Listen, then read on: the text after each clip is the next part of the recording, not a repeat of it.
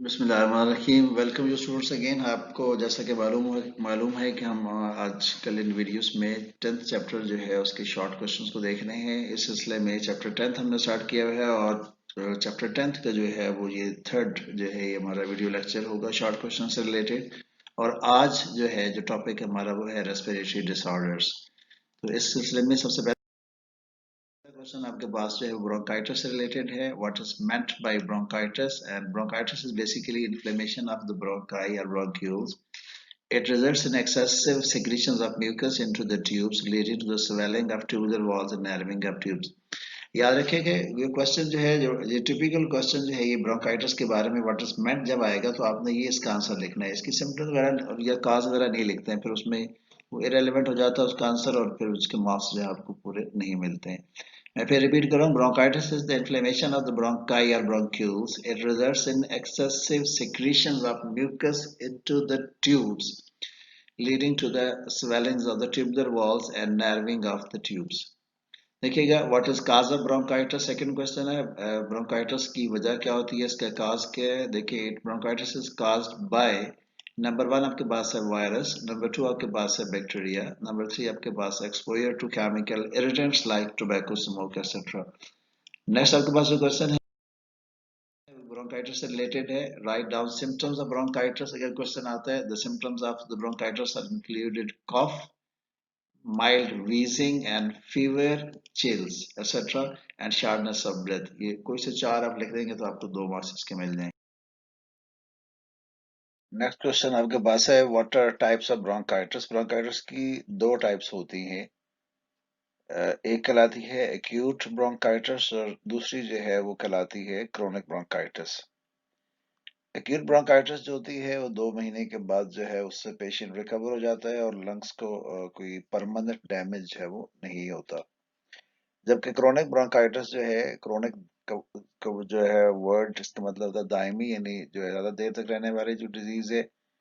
और इसमें जो है जो इन्फ्लेमेशन होती है वो लंग्स को परमानेंटली डैमेज भी कर देती है और ये जो है वो कोई 3 से 4 साल तक जो है ये प्रोसेस जो है इसका डिजीज का चलता रहता है। अब डिटेल से देख लेते हैं दोनों क्वेश्चंस। दोनों जो है इसकी टाइप्स जो है there are two types of bronchitis. Acute bronchitis it usually last about 2 weeks and patient recover with no permanent damage to the bronchi or bronchioles. जबकि क्रोनिक ब्रोंकाइटिस क्या है, develop chronic inflammation and it usually last for 3 to 4 years। Emphysema से related है, इसको बाद में syllabus में शामिल किया गया था, ये सिलेबस में इंक्लूडेड है। What is emphysema? So emphysema is the destruction of the walls of alveoli. बहुत दफा एमसीक्यूज आ चुका है, ये जो लाइन आपको मैंने पढ़ के सुनाई है इसमें से जो है तकरीबन 11-12 दफा एमसीक्यूज आ चुका है जो है इसका question. It results in large sacs but with less surface area for gases exchange. Basically जो एल्वेलाई के दरमियान में जो वॉल्स होती हैं वो खत्म हो जाती हैं और उससे उनका सरफेस एरिया जो है वो क्या होता है वो कम हो जाता है। As long the tissue break down, the lungs do not come back to their original shape after exhalation. Basically जो है जब आप जो है वो exhale करते हैं उसके बाद lungs वापस जो है वो अपनी नॉर्मल पोजीशन में से नहीं आते हैं। नेक्स्ट क्वेश्चन आपके पास है write down the causes and symptoms of emphysema. देखिएगा smoking, dust, perfumes and pollens are causes of emphysema, ये इसका कॉज है। और सिम्टम्स जो है इसकी उसमें ये है शार्टनेस ऑफ ब्रेथ है, उसके बाद आपके पास है फैटीग है यानी थकावट हो जाना, रेकरेंट रेस्पिरेटरी इन्फेक्शन है बार बार जो है रेस्पिरेटरी इन्फेक्शंस का होना, और वेट लॉस जो है आपके पास इसकी सिम्टम्स है। नेक्स्ट क्वेश्चन फिर आपके पास है व्हाट इज निमोनिया? निमोनिया क्या होता है? निमोनिया बेसिकली लंग्स की इन्फेक्शन है और जो डिजीज है निमोनिया उसमें जो कॉजेटिव ऑर्गेनिज्म है बेसिकली जो एल्वेलाई में जाके सेटल डाउन हो जाता है और वहां जो है अगर इसकी कोई डेथ हो जाती है या इसके साथ कुछ रेड ब्लड सेल्स जो है वो भी डिस्ट्रॉय हो जाते हैं तो उसकी वजह से क्या बन जाती है, पस बन जाती है। The causative organism enter the lung, और जो पस जब बन जाती है तो फिर एल्वेलाई की वो जगह जहाँ से गैसेस एक्सचेंज होनी होती है वहां से गैसेस एक्सचेंज नहीं हो पाती, यानी सरफेस एरिया जो होता है वो गैसेस एक्सचेंज का क्या होता है, कम हो जाता है। The causative organism enter the lungs and break the lungs tissue and the area becomes filled with fluid and pus. Next आपके पास है what is cause of pneumonia? Pneumonia के काज के हैं, 3 डिफरेंट काजेस हैं इसके। जो मेजर काज है वो है स्ट्रेप्टोकोकस निमोनिया, ये बैक्टीरियम है। जो है वो कॉक्साई बैक्टीरिया, बेसिकली स्ट्रेप्टोकोकस जैसे नाम लिखा हुआ है। इन्फ्लुएंजा वायरस है, ये बेसिक वायरल इन्फेक्शन है, और फंगल इन्फेक्शन, जो ये तीनों जो है वो काजेज है। नेक्स्ट आपके पास जो है वो है निमोनिया। राइट फोर निमोनिया की शॉर्ट क्वेश्चन आप देख रहे हैं। नेक्स्ट क्वेश्चन है write four symptoms of pneumonia. The symptoms of pneumonia include, number one आपके पास है cold that is followed by a higher fever, ठंड से तेज बुखार का होना। Then shivering, cough with sputum production, dusky और पर्पलिश स्किन कलर। ये बेसिकली उस वक्त होती है जब मुसलसल खांसी जो है लेने के बाद जो है वो जो पेशेंट होता है उसको ऑक्सीजन की कमी जो है हो जाती है, और उसकी स्किन जो होती है वो डस्की या पर्पलिश कलर की हो जाती है। How is pneumonia controlled and treated? Pneumonia को कंट्रोल या ट्रीट कैसे किया जाता है? Vaccine are available to prevent pneumonia caused by streptococcus pneumoniae. इसकी वैक्सीन भी अवेलेबल है, और स्ट्रेप्टोकोकस निमोनियाई जो है इसको कंट्रोल करने के लिए एंटीबायोटिक्स भी यूज की जाती हैं। Antibiotics are use to treatment of pneumonia. उसके बाद आपके पास है जी नेक्स्ट क्वेश्चन आपके पास है एस्थमा से related. What is asthma? Asthma, define asthma. Asthma is a form of allergy in which there is inflammation of bronchi, more mucus production and narrowing of the airways. ये basically क्या होता है कि जो है एलर्जी है, और इसमें ब्रोंकाई जो है वो उसकी इन्फ्लेमेशन होती है। रीजन इसकी होती है कि इससे फिर ज्यादा म्यूकस प्रोड्यूस होती है, और एयर पैसेज जो है वो क्या होते हैं, नैरो हो जाते हैं। Asthma जो है, in the asthma the patient bronchi and bronchioles become sensitive to different allergens. अच्छा, ये अब आपके पास एस्थमा से रिलेटेड जब क्वेश्चन आता है कि व्हाट इज एस्थमा, तो आपने इसका ये आंसर लिखना है, उसमें सिम्टम्स या कॉज वगैरह नहीं लिखना। मैं फिर रिपीट कर रहा हूँ। Is a form of allergy in which there is an inflammation of bronchi, more mucus production and narrowing of the airways. In asthma patients, the bronchi and bronchioles become sensitive to different allergens. Next आपके पास question है write down main causes of asthma. Asthma के जो major causes हैं वो लिखे। Number one आपके पास है जी bronchi and bronchioles may become sensitive to allergens, allergy causing factors। Basically जो काजेज हैं वो एलर्जी काजिंग फैक्टर्स हैं जो एस्थमा काज करते हैं, जिसमें आपके पास हैं perfumes, pollens. And when exposed to any such allergen the sensitive airways show immediate and excessive response of constriction. यानी जो शख्स जो है जो सेंसिटिव है पोलन से, स्मोक से या परफ्यूम से, और जो ही वो इनहेल करेगा तो क्या करेगा, जो है वो रेस्पॉन्स शो करेगा और उसको डिफिकल्टी होगी ब्रीदिंग में।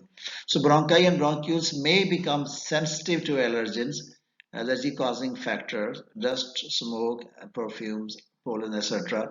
And when exposed to any of such allergen, the sensitive airways show immediate and excessive response of constriction. Next question आपके पास है write down the symptoms and treatment of asthma. इसकी symptoms लिखें। Symptom में number one पे देखें, the symptoms of asthma vary from person to person and the major includes symptoms include number one shortness of breath, number two wheezing that is whistling sound produced when breathing, यानी सांस लेते वक्त basically whistling sound होती है। उस वक्त होती है जब जो है वो कफिंग हो रही है शख्स को, और फिर कफिंग के दौरान जो उसमें से क्या होती है, साउंड प्रोड्यूस होती है। Cough and chest tightness, treatment इसकी क्या है, the chemical with ability to dilate the bronchi and bronchioles are used in the treatment of asthma. अभी हमने पढ़ा कि अस्थमा बेसिकली क्या होती है, कंस्ट्रिक्शन हो जाती है ब्रोंकियल और ब्रोंक्यूल्स की, और उनको डायलेट करने के लिए क्या किया जाता है, इनहेलर यूज किए जाते हैं। मार्केट में वेंटाइड या वेंटोलिन के नाम से जो है वो इनहेलर जो है वो अवेलेबल होते हैं मेडिकल स्टोर्स पे जो यूज किए जाते हैं। So such medicine are given in the form of inhalers, यानी क्या किया जाता है, इनहेलर्स की फॉर्म में ट्रीटमेंट की जाती है। नेक्स्ट क्वेश्चन बेटा आपके पास है what are main allergy causing factors for asthma. हम इसको देख चुके हैं। एलर्जी काजिंग फैक्टर है नंबर वन आपके पास डस्ट है, नंबर टू आपके पास पोलन्स हैं, नंबर थ्री आपके पास स्मोक फ्यूम्स हैं, और नेक्स्ट क्वेश्चन है what is lung cancer, give its symptoms. Lung cancer क्या है, इसकी सिम्टम्स बताइए। लंग कैंसर बेसिकली डिजीज है जिसमें अनकंट्रोल्ड सेल डिवीजन होती है। कैंसर कोई भी हो उसमें क्या होती है, अनकंट्रोल्ड सेल डिवीजन होती है। सेल जो है वो कंटिन्यूसली डिवाइड होते रहते हैं और उससे ट्यूमर्स बन जाते हैं, और वो ट्यूमर्स जो होते हैं फिर वो एडजेसेंट सेल्स में या जो नेबरिंग सेल्स होते हैं उसको भी इन्फेक्ट कर देते हैं। देखिएगा, lung cancer is a disease of uncontrolled cell division in the tissue of the lung. The cells continue to divide without any control and form tumors. ये आपने नाइन्थ में भी पढ़ा है इसके बारे में, ट्यूमर्स के बारे में। The cellular growth may also invade adjacent tissues beyond the lungs. जो लंग्स के अलावा जो है सराउंडिंग के टिश्यूज होते हैं उसको भी क्या करते हैं, ये इन्फेक्ट करते हैं। बड़ा नेक्स्ट क्वेश्चन आपके पास है द मोस्ट कॉमन सिम्टम्स। अब सॉरी, इसके सिम्टम्स अभी आपके पास जो सेकंड पार्ट था क्वेश्चन का, इसके सिम्टम में नंबर 1 देखिए आपके पास है शॉर्टनेस ऑफ ब्रेथ है, नंबर 2 आपके पास है coughing and that include coughing with blood and then weight loss. ये आपके पास सिम्टम्स है इसकी। नेक्स्ट क्वेश्चन आपके पास है what are causes of cancer. Cancer की जो मेजर काजेज हैं उसमें नंबर 1 आपके पास है नंबर 1 आपके पास है smoking is the main cause of the lung cancer and the other cause of cancers are number 1 number 2 carcinogens हैं। carcinogens बेसिकली वो केमिकल सब्सटेंसेस होते हैं जो कैंसर काज करते हैं और इसी सिगरेट में भी पाए जाते हैं। नेक्स्ट आपके पास है आयोनाइजिंग रेडिएशन है। ये रेडिएशन जो होती हैं ये भी एक जो है वो काज है और फिर वायरल इन्फेक्शन है। So there are 4 different causes of the cancer. Next question है what is passive smoking, what are its effects. Passive smoking basically क्या होती है कि एक शख्स जो खुद स्मोक नहीं करता लेकिन उसकी कंपनी ऐसी है कि अपने दोस्तों में बैठ के जो है वो स्मोकिंग कर रहा होता है, तो उससे ये होता है कि ज़ाहिर है वो भी इनहेल कर रहा होता है उस स्मोक को और उसको भी जो है वो इतना ही नुकसान होता है जितना कि स्मोकर्स को होता है। तो इस क्वेश्चन का आंसर में देखते हैं।